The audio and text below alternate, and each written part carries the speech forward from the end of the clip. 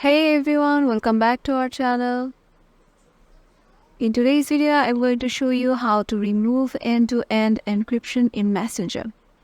So once you're in your Messenger, head over to your profile icon and go to the settings option. Scroll down.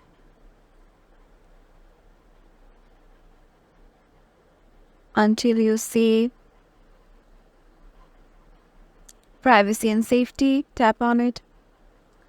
Here you can see on the security option, there is an option called end-to-end encrypted chats. You just have to toggle it down and the encryption will be turned off.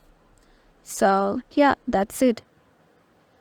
This is how you can remove end-to-end encryption in Messenger.